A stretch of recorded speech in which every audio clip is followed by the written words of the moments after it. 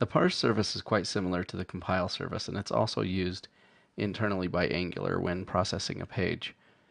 The parse service is used to evaluate an expression and turn that expression into a function that can be evaluated against a given context. So, very simple example here. This does not demonstrate using any context, but here we have a very simple expression, 1 plus 2.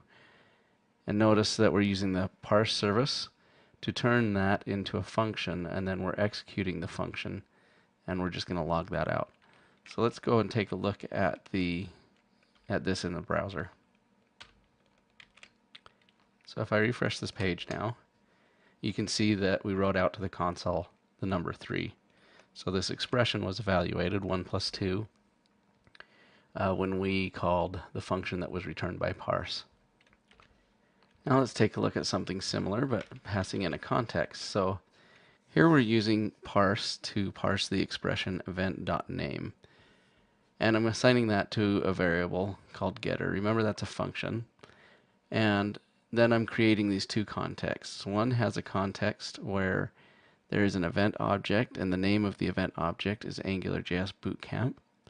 And the second one is a context where the name of the event is CodeCamp. And then I'm going to call the getter a couple of times, passing in those two different contexts, and we're going to log those out. So notice we're going to call the getter, which is the function representing the expression event.name, and we're going to pass in the two different events. Let's see what this looks like when we log this out. Okay, so the first one returned AngularJS Bootcamp, and the second returned CodeCamp. So you can see that passing in a context into the function returned by parse takes that context and evaluates the expression with that context. And the function returned by parse can actually take in a couple of parameters. It can take in a context plus a local context, and in this case we're passing in context 2 and then context 1, and context 1 represents a local context. And anything that's in context 1 will take precedence over context 2 if there's any overlap. So if I come out and log this, remember context 2 says CodeCamp for the name, and context 1 says Angular Bootcamp. And if we refresh this now, we get AngularJS Bootcamp. That's this last one here. And that's because context 1 is overriding context 2. One last example.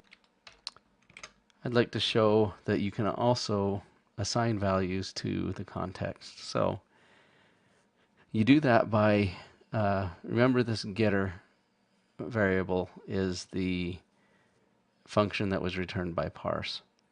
And that has an assign property on it. And we're going to set this setter value, or variable, to getter.assign. And then we're going to execute that, and that is also a function. So I'm going to execute setter with the context, with context 2, and I'm going to pass in the value code retreat. Context 2, remember, is the event with the name CodeCamp.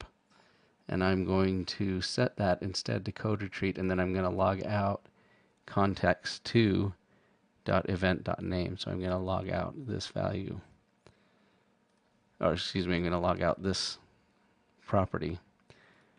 So let's run that.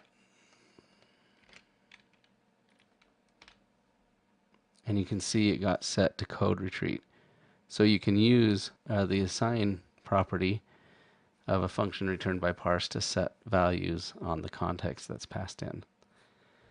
And that is about all you can do with the parse function. And again, this is something that you typically wouldn't use. If you do use it, you're going to use it inside a directive, most likely, just like the compile service.